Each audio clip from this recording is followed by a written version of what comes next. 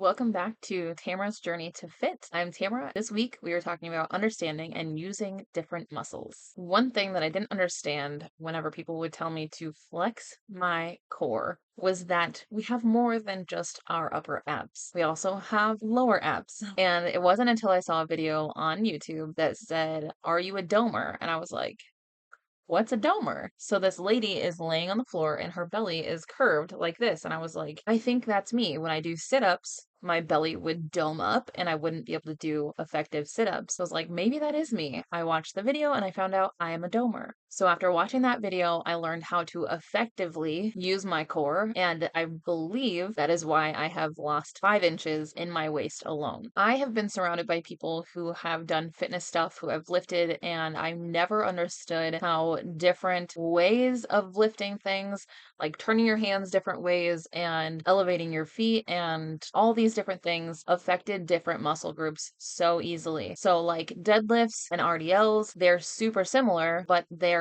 very different and they work different muscle groups. Same with squats. Depending on how you have your legs, it will change the area that you're working on, essentially. I also didn't understand why people do upper body some days and lower body some days and core as often as they do, and then the full body workouts. But as I've been on this journey, I have learned I am not 100% on everything yet. I'm still learning, but I love that working on my health and putting myself out there. I don't have a gym that is nearby that I can go to, so I do all of my stuff from home. I have a workout bench, an ab pad, and I have dumbbells that I can use. So it kind of limits some of the things that I can do, but I can still do a lot of body weight exercises with added dumbbells. I have really enjoyed learning how to use my muscles, especially when I learned how to use my core correctly, because it has changed a lot of things for me. I do have a core workout that I do. If you have Grow with Joe on YouTube, highly recommend her website. She has a 10-minute daily core restore video that I truly believe has helped me. After having 5 kids, there's not much muscle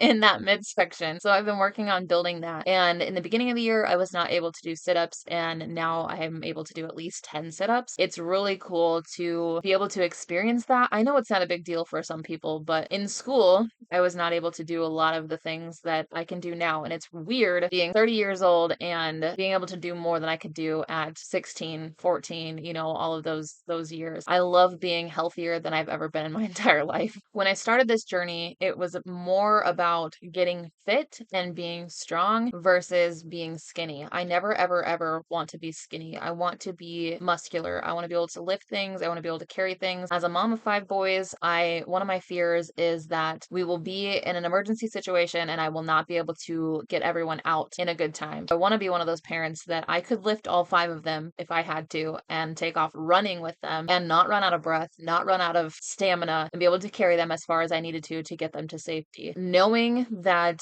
I'm on the right track and building those muscles, building my upper body. I had a time whenever we were on vacation and I went kneeboarding and I fell in the water and my uncle tried to get me into his boat and he's like, just pull with your arms. And I was like, I got nothing. Like I would try to pull and there was no upper body strength at all. So he took one arm and flung me up into his boat. And it was such an eye opener for me because I'm like, I have zero upper body strength. I don't want to be that way. I want to be strong and I want to have a good physique and be able to lift things and set personal records for myself. The other day I have wrote down workouts that I can do for upper body, full body, everything. And I was going through and I was doing as many reps as I could to be able to create like a foundation of where I started. When I started this journey, I was not able to do side planks. I can now do side planks on my elbow and on my knee. I tried to do like on my feet and I can do it for like 9 seconds, which technically I can still do it, but it's learning and growing and continuously building those muscles and being able to do the things that I couldn't do in the very beginning. One of the other goals that I have for myself is to be able to do regular push-ups by the end of this year. I want to be able to do 10 of them. So I keep working on my push-ups. I do them on my knees and I do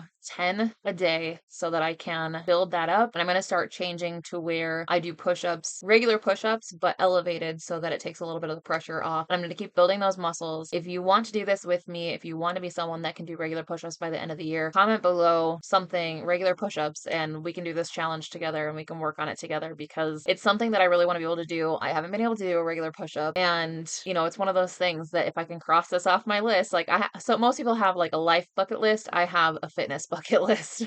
It also kind of goes along with my goal to be old and fit. I don't want to be hobbling around at 80 years old. I want to be able to run 5Ks, hopefully longer than that. I don't even know what's possible for me beyond 5K. 5K right now seems like a lot, but being able to do things and lift things at that age, I don't want to be slow. I don't want to have to walk or use a scooter to walk. I want to be able to be healthy at 70, 80 years old if I make it that far. I want to be healthy. I don't want to be disabled, essentially. And I know if I focus on my health and my strength now and I keep using my muscles, they will just build and grow and continue as I get older. If you're someone who was curious about the doming situation, I want to help you. And her video can go into it a lot more. Just look up, "Are you a domer?" and it'll take you to the exact video that I watched. But she teaches you how to use it. And one of the things that for me, she says go and that helps you tuck in those lower abs, and then you can do it again, and it's like you're creating a crib or a cage for your midsection, and it's super awesome. So I hope that helps you. If you're someone that doesn't know how to use a certain muscle group or what works a certain muscle group, I highly suggest looking into it. I'm not a fitness coach, so I don't know. I can't tell you specifics on all of those things, so definitely look into them and educate yourself, research for yourself, and do the things that you need to do to build those certain muscle areas. I would love for you to share what you know about certain muscle groups in the comments below and things that you can do to target certain areas. Tell me what you know. I would love to know what you know. And I would love for you to like and subscribe and check out next week's video as well. Thank you for being here, and I would love to encourage you to keep pushing towards your fitness goals. Make sure you come back for next week's video, struggles with asthma and how it impacted my fitness journey. I'll see you on the next video.